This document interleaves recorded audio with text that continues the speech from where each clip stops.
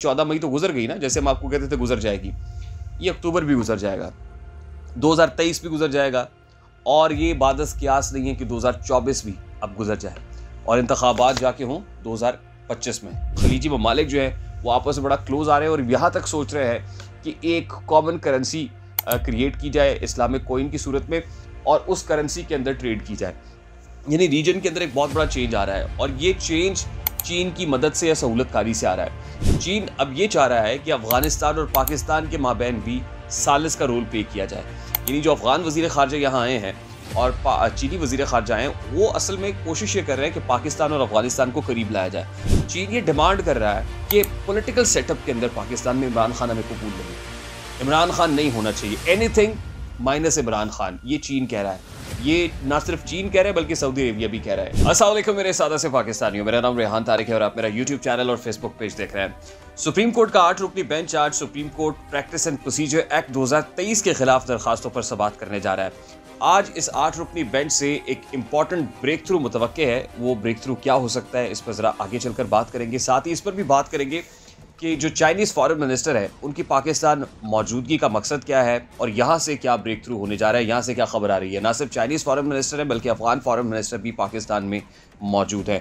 और उसके अलावा जो पॉलिटिकल कैनवस के ऊपर जो बड़ी डेवलपमेंट हो रही है, यानी क्या फैसला हुआ है। 6 रोज़ बाकी रह गए 14 मई में, अब 14 मई के बाद क्या होने जा रहा है। तो सबसे पहले बढ़ते हैं जनाब पहली स्टोरी की तरफ। Supreme court practice and procedure act 2023 के खिलाफ दरखास्तों पर आज समाअत होने जा रही है।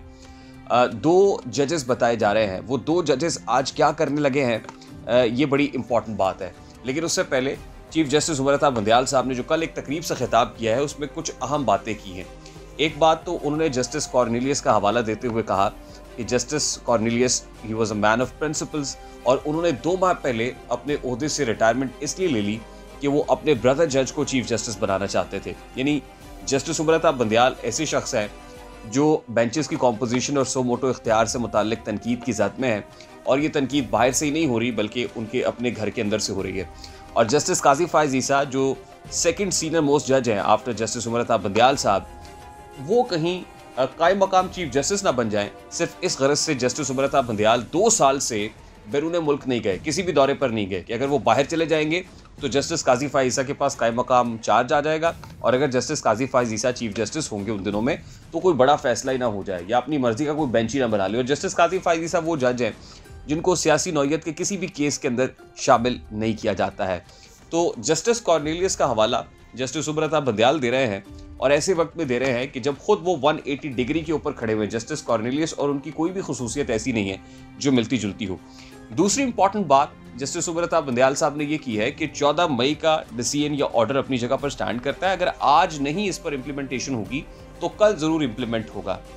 और बड़ी इंपॉर्टेंट बात उन्होंने ये की कि हुकूमत की तरफ से 4 अप्रैल के फैसले के खिलाफ कोई नजर सानी दरखास्त नहीं आई है। तो हुजूर हुकूमत नजर सानी दरखास्त तो तब करे ना कि जब हुकूमत 4 अप्रैल के फैसले को माने। 4 अप्रैल का फैसला 4/3 का था, ये हुकूमत कह रही है।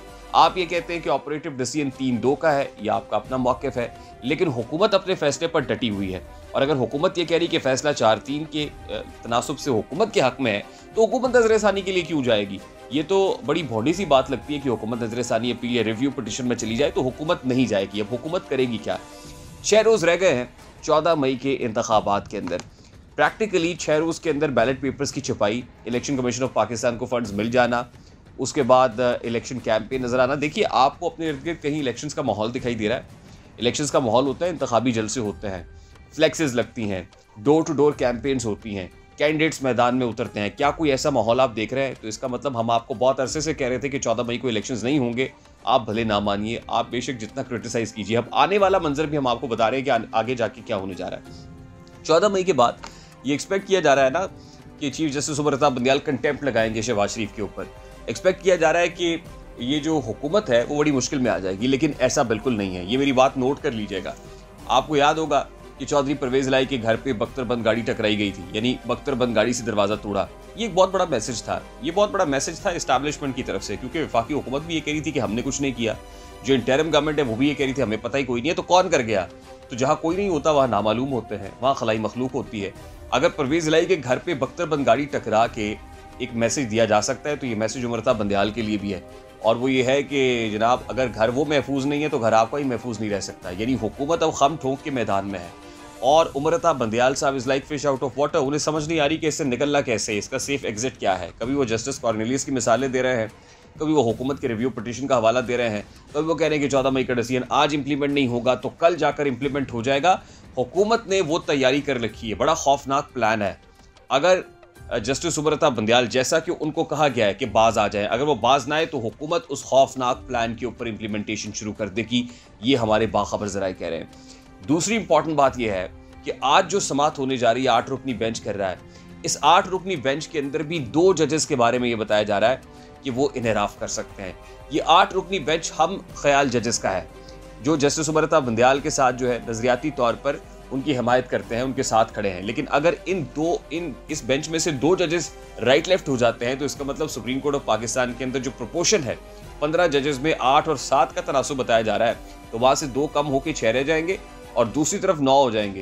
यानी 9 फिर भारी हो जाएंगे उन 6 जजेस के ऊपर जो चीफ जस्टिस के साथ खड़े होंगे। उसके बाद कोई भी एक बेंच बनेगा और चीफ जस्टिस के खिलाफ क्या कार्रवाई हो सकती है आपको पता है। फिर चीफ जस्टिस नहीं रहेंगे। इसलिए मेरा ख्याल है कि जस्टिस कॉर्नेलियस की जो मिसाल उन्होंने दी है कि 2 महीने पहले वो रिटायरमेंट ले लें, तो मेरा ख्याल है कि सेफ एग्जिट चीफ जस्टिस के लिए ये हो सकता है कि वो 2 महीने पहले रिटायरमेंट लें, घर जाएं और सुकून की ज़िंदगी बसर करें। वैसे सुकून उसके बाद भी नहीं है, क्योंकि साकिब निसार उनके बेटे के खिलाफ जो इंक्वायरी शुरू हो रही है वो यकीनन, और जो बाकी मानदा जजेस हैं ख़ास तौर पे वो जिन्होंने पनामा बेंच में बैठकर नवाज शरीफ के खिलाफ फैसला दिया था, तो वो तो बड़े अटल हैं इस मामले के ऊपर कि नवाज शरीफ के खिलाफ दिए गए फैसलों को सबसे पहले रीडू कर रहा है और उसके बाद हम इलेक्शंस में जाएंगे। अच्छा, दूसरी इंपॉर्टेंट खबर जिसका हवाला मैंने आपको चीनी वज़ीर ख़ारजा और अफ़गान वज़ीर ख़ारजा के साथ दिया, वो यहाँ पर मौजूद हैं। आपको याद होगा कि हमने आपके साथ वो खबर शेयर की थी जिसमें चीन सालिस का रोल प्ले कर रहा है और सऊदी अरेबिया और ईरान क्लोज आए हैं। यानी वो दोनों फॉरेन मिनिस्टर्स सऊदी अरेबिया के भी और ईरान के भी वो बीजिंग गए थे और चीन की मौजूदगी में इन दोनों के दरमियान सालिसी हुई थी और दोनों करीब आए। यमन वॉर का तनाज़ा है और फिर उसके बाद खलीजी ममालिक जो है वो आपस में बड़ा क्लोज आ रहे हैं और यहाँ तक सोच रहे हैं कि एक कॉमन करेंसी क्रिएट की जाए इस्लामिक कोइन की सूरत में और उस करेंसी के अंदर ट्रेड की जाए। यानी रीजन के अंदर एक बहुत बड़ा चेंज आ रहा है और ये चेंज चीन की मदद से या सहूलतकारी से आ रहा है। चीन अब ये चाह रहा है कि अफगानिस्तान और पाकिस्तान के माबैन भी सालिस का रोल प्ले किया जाए। यानी जो अफगान वज़ीर ख़ारजा यहाँ आए हैं और चीनी वज़ीर ख़ारजा हैं, वो असल में कोशिश ये कर रहे हैं कि पाकिस्तान और अफगानिस्तान को करीब लाया जाए। अगर पाकिस्तान और अफगानिस्तान करीब आते हैं तो कम से कम दहशत गर्दी जो हो रही है वो कम होगी। फिर अफगानिस्तान और पाकिस्तान के माबैन जो तिजारत है वो ओपन होगी। जो इल्लीगल रास्ते से ट्रेड होती है, डॉलर स्मगल हो जाते हैं, ये स्मगलिंग वाला मामला ख़त्म होगा। और फिर जो बाटर के ज़रिए से ट्रेड है, बहुत सारे अफगानिस्तान भी मादनियात की दौलत से मालामाल है, वसाइल की दौलत से मालामाल है, उसको पाकिस्तान टैप इन कर सकता है, एक्सप्लोर कर सकता है और अफगानिस्तान और पाकिस्तान दोनों का इसके अंदर बाहमी मफाद छुपा हुआ है। तो जिस तरह रीजन में चेंज के लिए चाइना बहुत रोल प्ले कर रहा है, इसी तरह अफगानिस्तान भी बहुत इंपॉर्टेंट है as far as CPEC is concern. तो चीन के सारे इंटरेस्ट इस वक्त सी पैक के साथ जुड़े हुए हैं और अफगानिस्तान भी उसके अंदर एक बहुत बड़ा प्लेयर है। तो चीन ये चाह रहा है कि इन दोनों ममालिक के दरमियान जो है जो एक सर्द जंग जारी है उसको कंट्रोल किया जाए, उसको कम किया जाए, दोनों को करीब लाया जाए। तो यहाँ से भी एक ब्रेक थ्रू मुतवक्के है और बहुत बड़ा इंपॉर्टेंट और क्रूशल टाइम के ऊपर ये ब्रेक थ्रू होगा जिसका पाकिस्तान को अल्टीमेटली फ़ायदा ही होगा। दूसरी इंपॉर्टेंट बात यह है कि अभी जो SCO वज़राए ख़ारजा कॉन्फ्रेंस हुई है उसमें भी चीन और रूस एक बहुत बड़े प्लेयर्स हैं।